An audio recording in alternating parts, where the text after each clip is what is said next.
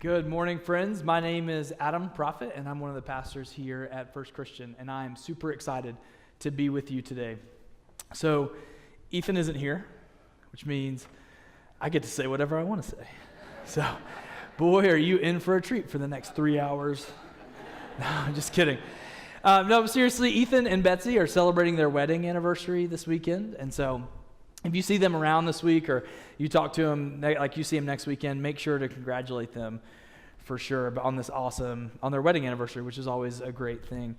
I'm excited to be with you today and to continue in our series, It's Complicated. And so over the past few weeks, we've been talking about different relationships. And we've talked about a lot of different ones, but one thing that we can agree on is that all of them are complicated.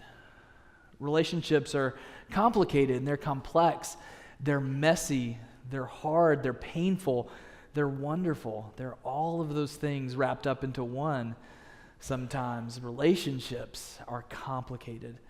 And so we've looked at all kinds of relationships. We talked about singleness, we talked about covenant relationships, like marriage and dating relationships. We've talked about all kinds of relationships. And last week, Ethan gave us one kind of essential ingredient that must be present in a healthy relationship, and that ingredient is forgiveness. So I'm glad you're here for this series.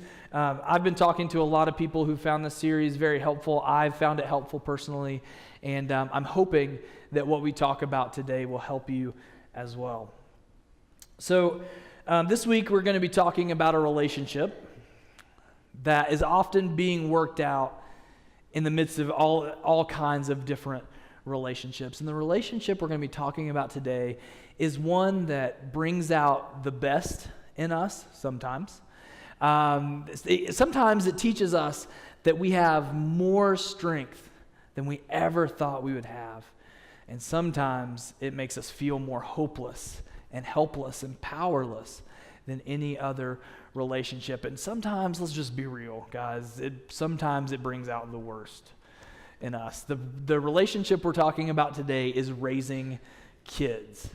Today we're going to be talking about parenting. And so it's fitting that we should talk about parenting today, because today marks a major milestone in the lives of a lot of our families here at First Christian. And so today is what we call Promotion Sunday here at FCC. And so today is the day where those children who have been in our early childhood ministry transition into elementary ministry, and our elementary ministry kids will transition into middle school, and our middle school kids will transition into high school. So it's a humongous day in the lives of a lot of our families. And so if you know a family that has a child that's making that change today, make sure to congratulate them. So I have to give you a couple of disclaimers before we go any farther. The first one is that you're not going to get loads of parenting advice from a 28-year-old who doesn't have kids and who actually acts like a kid more than he acts like an adult. In fact, one of my small group leaders bought me a Nerf crossbow at the end of the school year, which was awesome. My wife does not like it. But oh my goodness, it has been awesome. So you're not going to get a ton of advice from me. And in fact, I was talking a couple weeks ago to a family at First Christian that I know and love and respect, who have awesome kids. You know these families, right? And they have kids that you think, if you don't have kids, you think, oh my gosh, if I ever get the chance to have kids, I want them to be like their kids, right? They're those kinds of people. And so I was asking them, I said, hey, if and when Allison and I have the opportunity to have kids, or we foster or adopt or whatever that looks like for us, would you teach me how to be a parent and not royally botch all of this? And they chuckled and said, no, I'm sorry. Our number one piece of parenting advice is not to give other parents parenting advice. So there you go. You're not going to get a ton of that from me today, but I do believe the Bible has some really great words of wisdom for us today. So that's the first piece. And the second piece is this, and it's a thread that's been running throughout this entire series. As we found with the other relationships that we've talked about, is that just because you're not in this phase like straight on doesn't mean there aren't things that you can learn. And so what we're going to find today as we talk about raising kids is that it's not just about parents and parenting. Actually, what we're going to find as we look at the stories in Scripture today is that in the Bible and in the context of the church, raising kids is all of our responsibilities. And so in this community, all of our kids who are downstairs right now singing songs and jumping and all that stuff, they're not just so-and-so's kid. No, they're our kids. And we have a responsibility to raise them up and instill in them a legacy of faith, that all of us have a part in that. Whether we've never had children, whether we had children a long time ago and they're grown, regardless of what your parental status is, all of us have a role in raising the next generation, which is good news, right? Because parenting is complicated, it's complex. Parenting is just tough. Raising kids is tough. And if you find yourself in any role where you're caring for and responsible for equipping the next generation, you know this is true, right? There are all kinds of struggles and stresses that you find yourself in. And some of them are internal, right? I know I struggled with this one just recently. I was talking to our middle school kids here at First Christian about something that I struggle with more than anything. And so I'm like, how can I teach them how to do this if I haven't worked through this yet? How can I equip them if I'm still trying to figure it out on my own? And we all feel that way, we've all felt that way at some point, whether we were preparing for our first child or maybe we were asked to be a small group leader or a Sunday school teacher. We've all felt that weight of how can I raise up the next generation if I'm not even sure I'm there yet? And then there's just the comparison game, right? And parents, you know this one really well. The image that came to my mind as I was thinking about this is you're standing out in your front yard, and the 3-year-old across the street, you have a 3-year-old as well, they play together sometimes, but the 3-year-old across the street, man, he just has it together. He can already play the piccolo, he can like give shiatsu massages, like this kid has it figured out, right? And then you look at your kid, Jimmy has a big heart. And if your name is Jimmy, I'm not actually talking about you, but Jimmy has a really big heart, but Jimmy is currently peeing on the bush in your front yard. Yeah, right? We play that comparison game, right? And there are all kinds of external forces that complicate things as well. Think about judgy parents, right?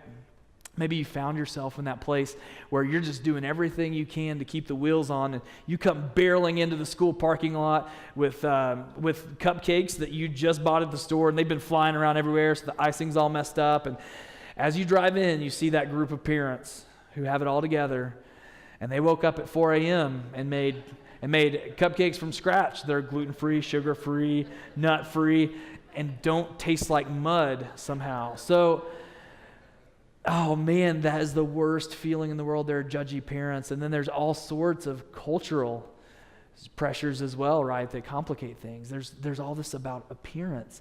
There's all this about achievement and what ACT scores you get and what schools you go to and what jobs or they won't be set up for. There are all sorts of pressures. Parenting is complicated. Raising kids is complicated. And on top of all of that stuff, all the stuff that I just mentioned is the stuff that's in your own head, right? The stuff that you're wrestling with on top of all of those things are the things that your kids actually need, right? So they need food and they need safety.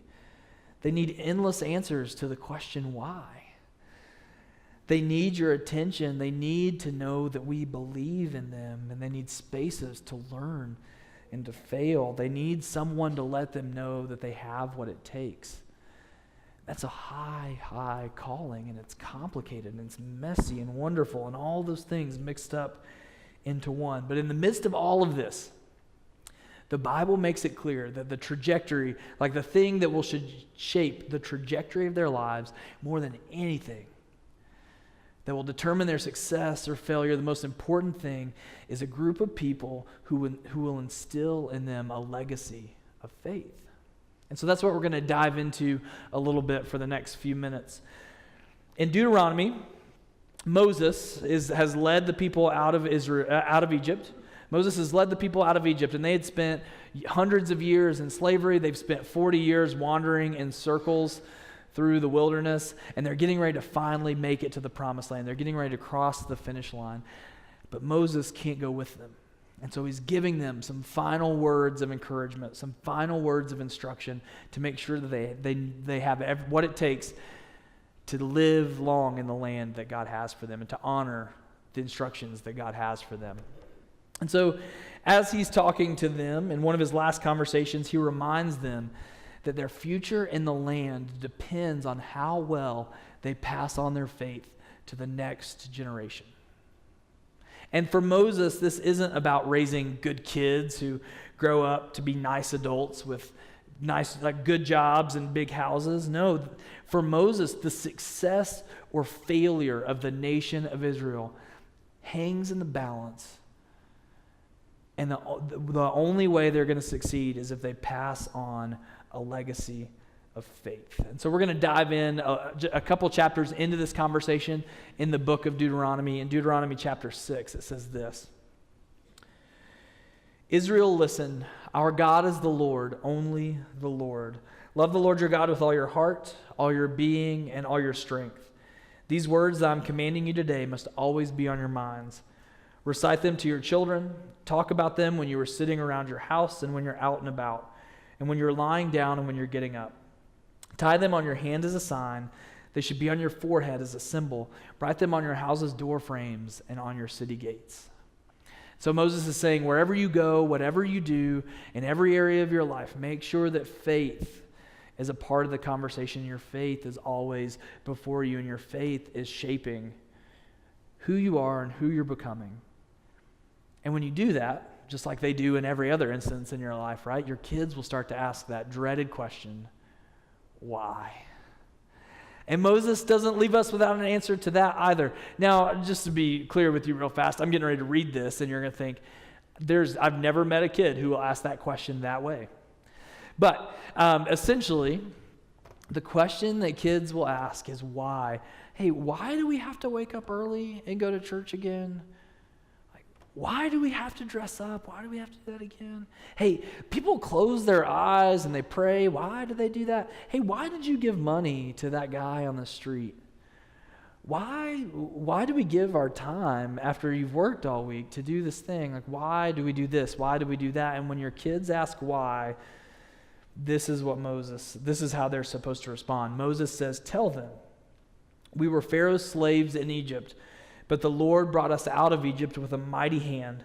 Before our own eyes, the Lord performed great and awesome deeds of power against Egypt, Pharaoh, and against his entire dynasty. But the Lord brought us out from there so that he could bring us in, giving us the land he swore to our ancestors.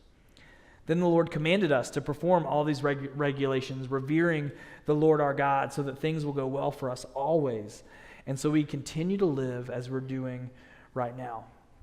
What's more, we will be considered righteous if we are careful to do all this commandment before the Lord our God, just as he commanded us.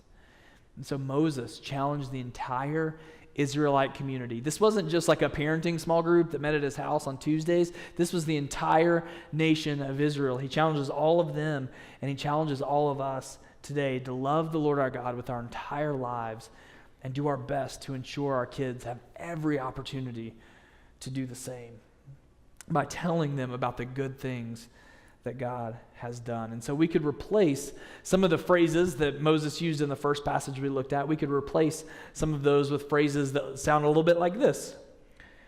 As you're trying to pack healthy lunches that teachers won't judge, love the Lord your God with everything you have and teach your children to do the same. As you're running between plays, practices, and competitions, love the Lord your God with everything you have and encourage your children to do the same. As you share fast food meals in a parking lot, before or after an event. Hey, we've all been in there. This is no judgment zone. Love the Lord your God with everything you have and teach your children to do the same. So raising kids is complicated, and I applaud every single one of you in this room who is already investing in the lives of the next generation, whether you're parents, grandparents, family members, teachers, small group leaders. I applaud all of that work that you're doing. So thank you. Know that your time and your intentionality and your investment, it matters so, so much. But parents, I need to break something to you. Your children need more than you. And some of you are like, oh, yes, so I can't permanently scar my children. Yes. And some of you are thinking, he doesn't know what he's talking about. I know what's best for my baby. Ain't nobody going to tell me I'm not all they need. I'm emailing Ethan right now. I'm never going to let him preach again. Right? But whether you agree with that statement or not, your child needs more than you. Parenting is complicated, but friends, raising kids is complicated, but none of this was ever meant to be done alone. And I know this because of one of the greatest parenting fails of all time. Now, I love parenting fail videos. They always seem to involve dads, so I don't know what that's about. But like dads always give their kids things like golf clubs and baseball bats and that kind of thing, and they act surprised when something bad happens. But anyway, we won't go there. But I love parenting fails, but one of the greatest parenting fails of all time is found in the New Testament, in the third book of the New Testament, in Luke chapter 2. Jesus and his family are going on a road trip. And so they take an annual trip every year to Jerusalem. I like to think of it as like the annual beach trip, kind of like my family and I used to take every year. And they're on their way to, they've been to Jerusalem, and we pick up the story when they're on their way back. And so they were returning home, but the boy Jesus stayed behind. And his parents didn't know that he had stayed behind. And they just supposed that he was in with the band of travelers, He was in Uncle Carl's car, whatever, like he's fine. They just assumed he was there. And they go on a little bit longer, and after a full day of travel, they look for him, and when they didn't find him, they returned to Jerusalem to look for him. After 3 days, they found him in the temple. He was sitting among the teachers, listening to them and putting questions to them. Everyone who heard them was amazed by his understanding and his answers. Now that part's so great. That's so nice. Awesome. Good for you, Jesus. But this next part, see, I don't know about you. I read the Bible, and I have like a Morgan Freeman voice that like plays in my head. Like, at the end of Shawshank, and he's like trying to get to say Wataneo. Like that's the voice I read the Bible in. Or like a really chill, like British voice. I don't know if maybe that's not you. It must not be. But this next part shouldn't be read like, oh man, Blessed Mary, Mother of Jesus, super all together, got it together. No, the next part should be read like Kevin's mom from Home Alone. Right? So that's how we should read this next part. His mother said when she found him, "Child, why have you treated us like this? Listen, your father and I have been worried. We've been looking for you." Oh man, even Mary, the mother of Jesus, loses her kid. So here's the deal. Oh man. So here's the deal. There's gonna come a time where your child won't take a bottle, or your middle schooler is gonna fail math. And when you find yourselves in those moments and you're doubting your gifts and your abilities, just remember, hey, I've never lost the Savior of the world. Right? Come on, so you have that going for you. So that's something good that you have going for you right there. Oh my goodness. Yeah, I mean, they lost him for 5 days. Can you imagine what you would have done as a 12-year-old in a major urban area with no parental supervision? Chaos would have rained down on Jerusalem had that been me. So we laugh about the story, and this story is fun, it's great, but it does teach us something really significant about the way things function in ancient Israel. See, Mary and Joseph trusted that Jesus was just with another member of their travel party, because 99% of the time he would have been with someone else in their travel party. because the whole community saw it as their responsibility to raise up the next generation and instill in them a lifelong faith that lasted long after they went out and lived their own lives. See, raising kids was complicated then, and just like it is now. And sure, they didn't have social media, and they didn't have screen time and cell phones to worry about, but they did feel the weight of raising the next generation. So with this in mind, I've got a couple of ideas that I want to leave you with as you go out into the rest of the week. So the first one is this. Parents, I want to encourage you to widen the circle. What I mean by that is I want you to create space for other caring adults to speak into the lives of your children. And so I want to encourage you, look around, maybe in the room right now, but just take stock of the people in your lives and commit to giving people the authority to speak into the lives of your children. There's a thing, if you've ever served here in one of our FCC kids environments, or if you've ever served on PTA or anything like that, there's this idea of ratios that comes into the conversation anytime you're talking about working with kids. And so what this looks like sometimes is the most common form of this that you're probably familiar with is in terms of a classroom. And so the conversation is how many kids can there be successfully to every teacher? Maybe you've heard it said that way before. And we have those same kind of ratios here at First Christian. And so they start anywhere from 1 to 1 to 1 to 10 or 1 to 15 here. But just for sake of example, let's use 1 to 5. And so there's one idea I want you to consider. What if we stopped thinking about one adult for every 5 kids? So one adult pouring into and investing in the lives of 5 other kids. What if we flipped that ratio and we created spaces where 5 caring adults could be investing in every single child? So what if you created that kind of a space? I got to see this work out in a really awesome way a few months ago. So we had a boy in our middle school ministry who's getting ready to turn 12. And in their family, when they turned 12, they had this rite of passage event that marked kind of their transition from childhood to adulthood. And so we got together. I was a part of this, and a few other people from First Christian were a part of this. And we sat around a fire, and the parents made some really awesome snacks. It was a guy, so there was lots of meat, so that was awesome. But we sat around a fire, and we had great snacks, and we just had an opportunity. We took that opportunity to call out the best things that we saw in this kid. Like the things that we said, hey, these are your strengths, invest in these, like these things will take you really far. And so we called out some really positive things in him. And then we challenged him. We talked to him about finances. We talked to him about relationships. We talked to him about work ethic. We talked to him about all these things and spoke life into him and kind of helped him prepare for this next phase of life that he was going into. And that was great and that was awesome. But more than the information that we gave him, he knew in that moment that he wasn't alone anymore. And it wasn't just about what his dad could and couldn't help him with, but there were suddenly 5 other men that are partnering with him on this journey. And I feel like that changes everything. And so that's one great way to widen the circle, but widen the circle to include coaches, the parents of your children's friends, school teachers, church leaders, all of those things. Those are great ways to widen the circle. Another great way and an easy way to widen the circle is to encourage your children and your students to participate in our FCC Kids environments and in our student ministry.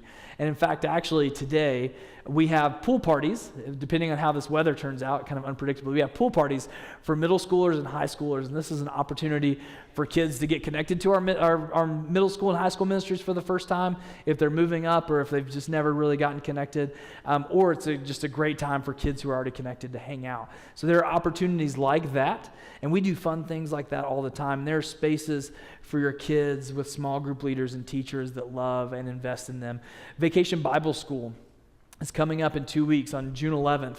And we have over 100 volunteers here at First Christian ready to create an awesome environment for children to come in and to learn more about God, to learn how to live fully alive. And that's a great way to widen the circle of influence around your kids. So I want to encourage you with that. And one other thing before I turn my attention away from parents, I want to encourage you, and I want to let you know that you're teaching your children what to value by how you shape your schedule. So no matter how busy life gets, no matter how demanding your schedule gets, I want to encourage you to make sure that faith and community are non-negotiables as you're raising your children. And so this final thing is for all of us in this room, whether we've never had kids before, whether we have had kids and they're grown, whether we have kids now, whatever that looks like for you, all of this next thing is for all of us. And this is the one I can speak to most authoritatively because I've had the blessed pleasure for the past 6 years to invest and learn and be a part of the stories of the students who have come through our student ministry here at First Christian. In fact, actually a couple weeks ago, I had the senior guys small group over to my house, and we gathered around a fire and we talked about life, and they joked about all the ways they stressed me out when they were in 7th grade, so that was fun.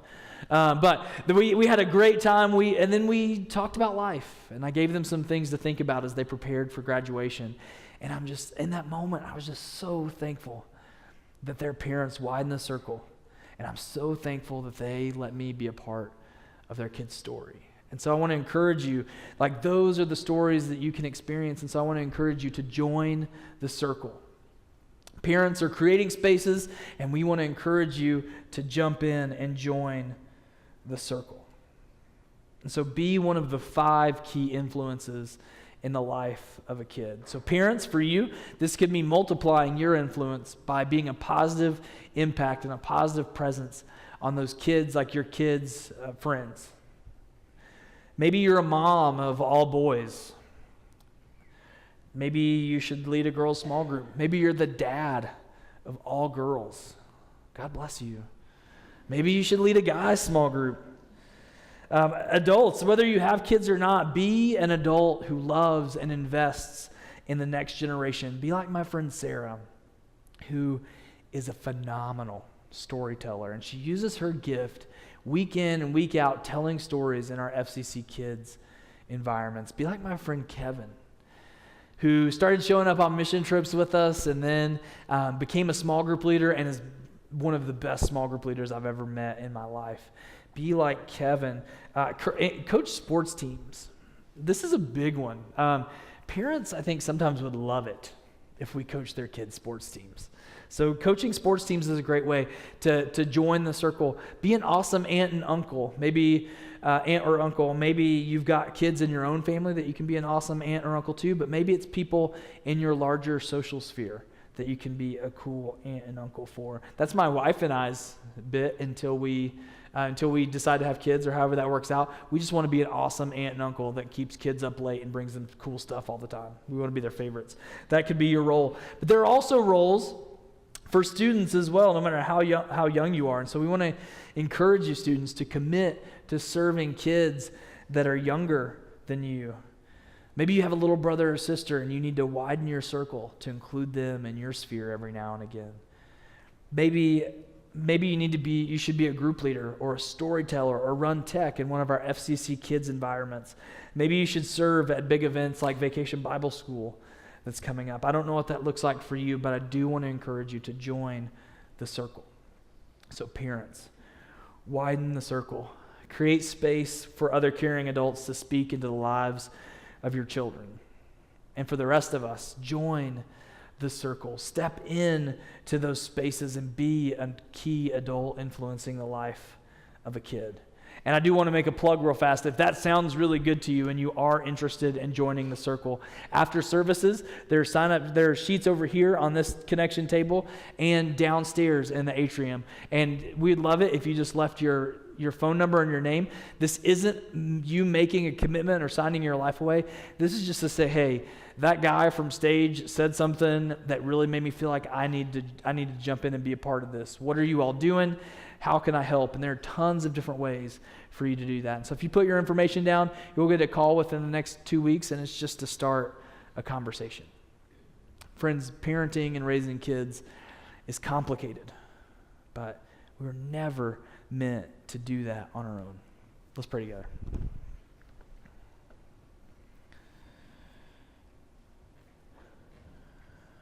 God, you're good, and we're filled with gratitude today because you not only love us, but because you also invite us to participate in your kingdom work of raising up the next generation.